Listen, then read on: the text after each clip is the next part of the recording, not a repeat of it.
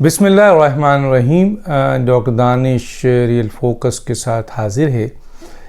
नाज़रीन, foreign funding case आपको याद होगा। फ़ॉरेन फंडिंग केस 2014 में आपके सामने आया जब अकबर एस बाबर ने इमरान खान से बगावत की। पीटीआई की आइडियोलॉजी के अगेंस्ट इमरान खान जा रहे थे और एजेंडे और मंशूर के। तो उस वक्त अकबर एस बाबर ने इमरान खान से बगावत की उनके उन इक़दामात की बुनियाद पर जिसकी बुनियाद पर बहुत बड़ी करप्शंस उनकी अपनी पार्टी के अंदर भी हो रही थी। और उस वक्त अकबर एस बाबर को इस बात का अंदाज़ा नहीं था कि इस करप्शन में इमरान खान इन्वॉल्व है, क्योंकि बज़ाहिर इमरान खान के बारे में लोगों की एक परसेप्शन था कि इमरान खान क्रिकेटर हैं और बहुत साफ़ सुथरे हैं, इनका क्राइम एंड करप्शन में कोई रोल नहीं है। देखिए, किसी भी शख्स के क्राइम का अंदाज़ा उस वक्त होता है जब उसके पास कोई ओहदा हो, कोई पोस्ट हो। एक आम आदमी जो है वो उसके पास अगर ओहदा नहीं है तो वो कहे कि मैं बहुत ईमानदार हूँ, शरीफ हूँ, इसका अंदाज़ा नहीं हो सक पाएगा जब उसको वो तमाम मौके मिले क्राइम एंड करप्शन के और पैसा सामने नज़र आए, और उसके बाद वो क्राइम एंड करप्शन नहीं करे तो फिर इसका मतलब बड़ी बात। मैं इसकी एक मिसाल छोटे से एक एग्ज़ाम्पल से देता हूँ। ये एक मजाक है लेकिन एक बड़ा मैसेज भी है इस बुनियाद पे कि 4 दोस्त आपस में बैठे हुए थे और 4 दोस्त आपस में बैठकर हर आदमी ये कह रहा था कि जी मैं रुश्वत नहीं लेता, मैं क्राइम में करप्शन नहीं करता, मैं रुश्वत नहीं लेता बेसिकली।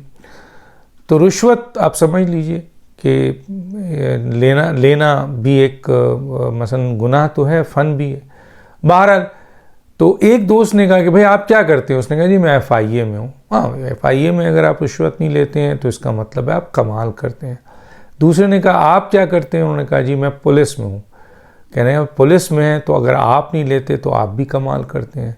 कहते हैं भाई, तीसरे ने पूछा आप क्या करते हैं? उन्होंने कहा जी मैं कस्टम में हूँ। तो कहने लगे आप भी कमाल करते हैं जनाब, कि कस्टम में हो कि आप रिश्वत नहीं लेते हो, कि सब के आपके सामने पैसा ही पैसा होता है इन तीनों के सामने।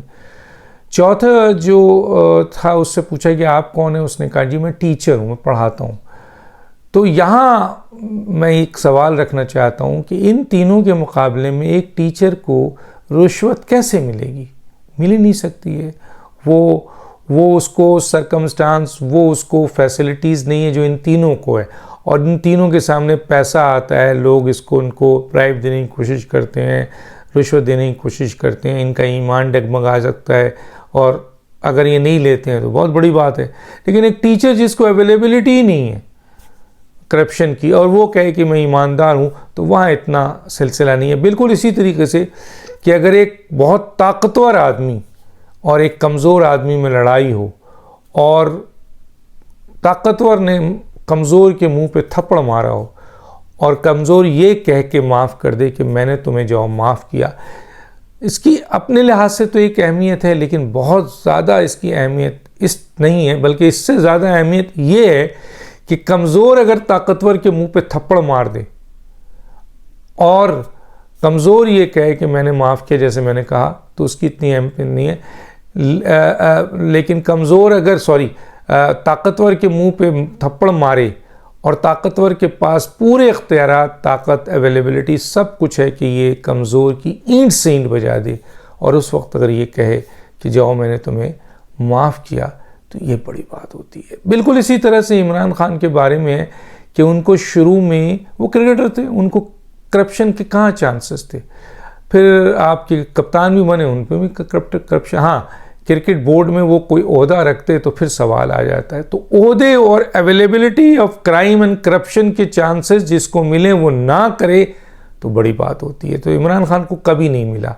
अब सवाल ये पैदा होता है, एक परसेप्शन था कि बड़े ईमानदार आदमी अकबर एस बाबर साहब ने भी ये समझ के इमरान खान को ख़त लिखा और ईमेल किया।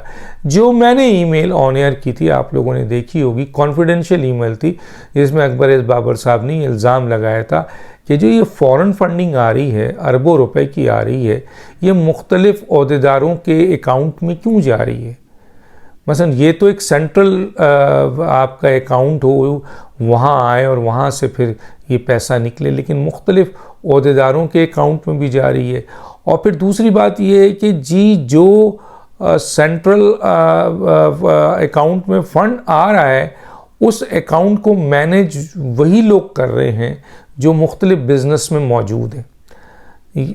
तो उस सूरत हाल में उनका एतराज़ था और ये एतराज़ इस्टेब्लिश हुआ। 2014 को उन्होंने इमरान खान को कहा कि फ़ॉरेन फंडिंग का केस है, हमारे लोग पैसा बाहर से बहुत भेज रहे हैं जो इल्लीगल भी है, और वो मनी लॉन्ड्रिंग भी हो रही है और क्राइम एंड करप्शन भी हो रहा है, और इनसाइड भी उन पैसों को मिसयूज़ किया जा रहा है। और उन्हें नहीं पता था कि वो जिस इमरान खान से ये कह रहे हैं, वो इमरान खान ख़ुद इस फॉरेन फंडिंग केस में इन्वॉल्व है, और उसके इशारे से ये सारा उसका किचन किस तरह चलता था। इसी तरह चलता था कि वो लोग पैसे उठाते थे अपने काम में। बहुत सारे ऐसे लोग हैं जैसे मुराद सईद है जिसके पास एक साइकिल नहीं थी, इसी तरह असद कैसर ने एक साइकिल नहीं थी। आमिर कियानी के बारे में भी बताया, वो कोई अमीर आदमी नहीं थे। इमरान इस्माइल के बारे में भी जिनका जिक्र मैं अभी करने जा रहा हूँ, वो कोई बहुत बड़े आदमी नहीं थे, मतलब मामूली अमाउंट रखने वाले लोग थे, लेकिन आज बिलियनर हैं। और बिलियनर क्यों हैं कि आज एंटी करप्शन रावलपिंडी ने जब इनको पकड़ा है कि और इनके ऊपर FIR काटी है कि ये तो बिलियनर इस तरह से हैं कि इन्होंने अरबों और खरबों की करप्शन की है। एक तो ये पैसा इन्होंने रियल इस्टेट पे, क्योंकि अकबर एस बाबर साहब ने भी ये इशारा दिया था कि रियल इस्टेट्स में पैसे लग रहे हैं, तो रियल इस्टेट्स में पैसा लगा। आरिफ अलवी भी इसमें इन्वॉल्व हैं, और भी अली जैदी भी इन्वॉल्व हैं। बहुत सारे इनकी बहुत बड़ी PTI की जो लीडरशिप थी फॉरेन फंडिंग से उन्होंने फ़ायदा उठाया। ख़ुद इमरान खान के बारे में कहा जाता है कि उनका जो पैसा है बहुत बड़ी रकम है, कहीं छुपा हुआ है, यानी किसी बैंक में पाकिस्तान में नहीं है लेकिन किसी घर में है। और दूसरी बात यह है कि उस वक्त बनीगाला में थी, लेकिन जब बनीगाला में छापा पड़ने की बात आई तो वो पूरी की पूरी रकम कहते हैं वहाँ से ट्रांसफ़र हो गई है। वो कहते हैं ना घर का भेदी लंका डाय, तो ये आपको जो घर में मौजूद लोग थे उन्होंने डिस्क्लोज़ भी किया है, जिसके ऊपर छापा मारने की कोशिश की गई तो वहाँ पे अली अमीन गंडापुर और उनके सारे बदमाश और क्रिमिनल्स जो हैं वो खड़े हो गए और पुलिस नहीं मार सकी वहाँ पे। वो उसका नतीजा ये हुआ कि वो पैसे जब बनीगाला में ख़तरा हुआ तो उन्होंने वो शिफ्ट कर दिया। लेकिन बहुत बड़ी रकम जो है वो फरागूगी के ज़रिए और जुल्फ़ी बुखारी के ज़रिए कहते हैं कि मुल्क से बाहर है। इस एक तरफ तो ये बात है, दूसरी तरफ जो इम्पोर्टेंट बात है वो ये है कि ये करप्शन इन्होंने पकड़ी है आपके और फ़ॉरेन फंडिंग के हवाले से ये एक बड़ी रकम है। और इस रकम के ऊपर कहना चाहिए कि उस वक्त जो इम्पोर्टेंट बात थी वो यही थी कि ये आपका जो पैसा था ये गया कहाँ है। तो ये पैसा इन्हीं लोगों ने इनके अकाउंट्स में भी आया, इवन कि असद कैसर, ये असद उमर साहब के, इसी तरह से इंसाफ ट्रस्ट के हवाले से सब मैंने बातें बताई हुई हैं कि जनाब इंसाफ ट्रस्ट के उसमें फॉरेन फंडिंग का पैसा आया है, ये इंसाफ ट्रस्ट से पैसा निकाला गया और फिर वो कहाँ गया एडवर्टीज़मेंट में, और ट्रस्ट का पैसा जो है वो किसी और चीज़ में नहीं लगता। ये सब FIA की इन्वेस्टिगेशन और स्क्रूटनी कमेटी की इन्वेस्टिगेशन हो चुकी है। अब तो FIA ने इससे भी ज़्यादा कर दिया है। FIA ने इन सबको बुलाया था लेकिन कोर्ट ने स्टे ऑर्डर दिया है कहीं ना कहीं, लेकिन FIA अपना काम वैसे मुकम्मल कर सकी है जिसमें खरबों की मनी लॉन्ड्रिंग एंड करप्शन का जिक्र है। मैं आज दो इन मेहमानों का बताऊँगा कि ये दोनों मेहमान आज एंटी करप्शन ने इनको क्यों पकड़ने की कोशिश की है, ये मैं आपको बताता हूँ। उसकी देखिए थोड़ा सा है, गैर कानूनी हाउसिंग सोसाइटीज़ के ज़रिए सादा अफराद और सरकारी ख़जाने को चूना लगाने का इंकशाफ है इनके ऊपर। साबिक गवर्नर सिंध इमरान इस्माइल और साबिक वफाकी सेहत आमिर कियानी के ख़िलाफ़ एंटी करप्शन में फ्रॉड और जालसाजी का मुकदमा दर्ज कर लिया गया। एंटी करप्शन ने गिरफ्तारी के लिए छापा मार शुरू कर दिया। अच्छा, आपको पता है इमरान खान इस्माइल गवर्नर बनने से पहले या PTI में फॉरेन फंडिंग का अकाउंट अपने नाम पे खोलने से पहले कहते हैं बहुत ही मामूली लेवल के आदमी थे। इसी तरह आमिर कियानी का जो एक बहुत बड़ा करप्शन का केस 5 अरब शायद 500 अरब का था, जिसमें मेडिसिन का, आपको पता है इमरान खान साहब ने इस बुनियाद पर इनको हटा तो दिया मिनिस्ट्री से, लेकिन इन्होंने 500 अरब की कही जाता है करप्शन, इनकी करप्शन इमरान खान ने ओपन नहीं होने दी अपने दौर में। तो ऐसी सूरत हाल में, ये जो इम्पोर्टेंट सूरत हाल है, इस सूरत हाल में ये ओहदे हासिल करने के बाद इनकी जायदाद में बेशुमार इजाफा हुआ। फिर दूसरी किस तरीके से इन्होंने क्राइम किए, ये सुनिए। एंटी करप्शन रावलपिंडी रीजन में साबिक गवर्नर सिंध इमरान इस्माइल और वफाकी वजीर सेहत आमिर कियानी के खिलाफ रेवेन्यू अमले के साथ मिली भगत, जालसाजी और फ्रॉड का मुकदमा दर्ज करके गिरफ्तारी के लिए कार्रवाई शुरू कर दी गई है। इसमें और लोग भी शामिल हैं। मुलजमान पहले गैर कानूनी सोसाइटी के नाम से सादा लो अफराद को लूटते रहे। जब हकीकत खुलकर अवाम के सामने आई तो नाम तब्दील करके जालसाजी और फ्रॉड का सिलसिला जारी रखा। मुलजमान ने निजी सोसाइटी के NOC के लिए इंतकाल के कागजात दाखिल कराए। जो इंतकाल दाखिल करवाया वो ताहाल मंजूर ही नहीं हुआ। एंटी करप्शन ने इंक्वायरी मुकम्मल करने के बाद जालसाजी और फ्रॉड की FIR में इबाद रसूल कुरैशी, महमूद बाकी, आमिर कियानी, उनके बेटे फहद कियानी को नामजद किया है।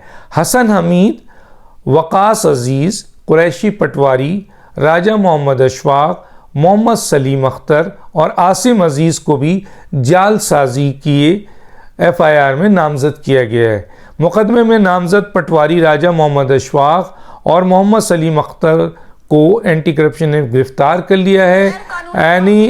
एंटी करप्शन ने जब्बा के CEO, कोई जब्बा है, उसके CEO आसिम अजीज़ को हिरासत में ले लिया है। अब कोशिश की जा रही है कि आमिर कियानी को और इनको हिरासत में लिया जाए। सुना है कि छापे भी पड़े हैं, शायद अभी कंफर्म नहीं है कि एक अरेस्ट भी हो गया है।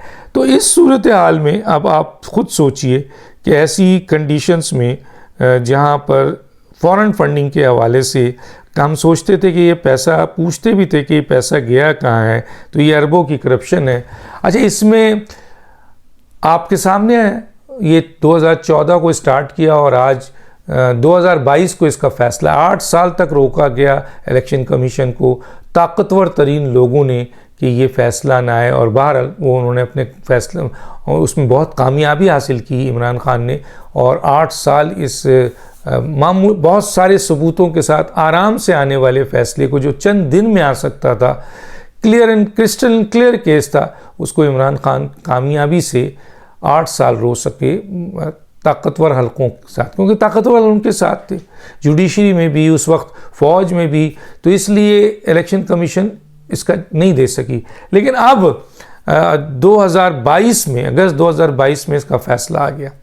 लेकिन नाज़रीन, कितने अफसोस की बात है कि इतनी मेहनत की अकबर एस बाबर साहब ने, और इस क्राइम एंड करप्शन को इमरान खान और उनके लवाहिकीन को सामने लाया। आपको पता है कि इसमें वुडन क्रिकेट क्लब और दूसरी ऑफशोर कंपनी और यहूदियों से और आपके इंडियन से और कंपनियों से पैसे आए, और सारे प्रूफ अब सब मौजूद हैं। अच्छा, ये आखिर फ़ैसला दिया बड़ी मेहनत से, ताकत से मौजूदा चीफ इलेक्शन कमिश्नर और इन्हीं पूरी इलेक्शन कमीशन ने, बड़ी बात थी, और 70 या 76 सफ़ात पर ये फ़ैसले हैं, और इसके ऊपर बाकी उन्होंने केस के लिए कुछ केस अपने पास रखे, कुछ उन्होंने भेज दिए आपके कोर्ट को ताकि वो एक्शन ले करप्ट प्रैक्टिस के, और करप्ट प्रैक्टिस पे कोर्ट एक्शन ले रही है, लेकिन इमरान खान वहाँ नहीं जा रहे हैं। तो इमरान खान लाडले हैं, क्योंकि इमरान खान को अदालतें कुछ में मौजूद चंद जजेस जो बहुत पावरफुल हैं, वो दूसरे जजेस को हिलने तक नहीं दे रही है। ठीक है, अब आइए आप, इंसाफ का तो यहाँ मसलन जब इंसाफ के इस बड़े मंदिर पे इस तरीके से मेरिट की धज्जियाँ और लाइकिंग एंड डिसलाइकिंग, नज़रिया ज़रूरत और अकरा परवरी और आपके दोस्ती यारी और पैसा चल रहा हो, तो फिर आप बताइए कौन सी। इसीलिए तो आपका मुल्क 137 पे आता है, बहुत जल्दी आपका मुल्क शायद 198 पे पहुंच जाए। ये कितने ममालिक आपको, यानी गरीब तरीन ममालिक से भी आप क्राइम में, करप्शन में, इंसाफ में कि मसलन अनमेरिड, अनकॉन्स्टिट्यूशनल, अनलीगल काम में बहुत आगे हैं। बहरहाल ये एक अलग बहस है और मैं बताता रहता हूँ। अब आ गई बात कि ये आपके फैसला आ गया है, दे दिया गया, हुकूमत को भी दिया गया, एक ये कहकर कि ये सादिक और अमीन नहीं है और इन्होंने जो एफिडेविट दिया है वो गलत है, हुकूमत इस पर एक्शन ले। दूसरा दिया गया कि ये फॉरेन फंडेड पार्टी है, प्रूफ है। अब हुकूमत का फ़र्ज़ है, हुकूमत के पास ताकत है कि जी वो डिक्लेरेशन दे। हुकूमत ने इनिशियली अपनी काबीना से अप्रूवल भी ली डिक्लेरेशन की, लेकिन आज तक डिक्लेरेशन नहीं दी, क्योंकि डिक्लेरेशन के पास कोर्ट में जाएगा और कोर्ट ने फिर इमरान खान के ख़िलाफ़ फ़ैसला देना है। लेकिन इन चीज़ों के बाद इमरान खान ने, हुकूमत ने FIA को दे दिया। FIA ने फर्दर इन्वेस्टिगेशन करके तैयार है हुकूमत को रिपोर्ट देने के लिए, लेकिन हुकूमत रिपोर्ट लेने के लिए तैयार नहीं है। सोचें, जिस फॉरेन फंडिंग केस के ऊपर इतनी मेहनत की गई है और इतना बड़ी करप्शन आई है, उस पर अब हुकूमत के इख्तियार में जो चीज़ है, हुकूमत उसमें करने को तैयार नहीं है। कहा जाता है कि हुकूमत ये बुज़दिल तरीन हुकूमत है। तो दानिश को याद दीजिए। अल्लाह हाफ़िज़।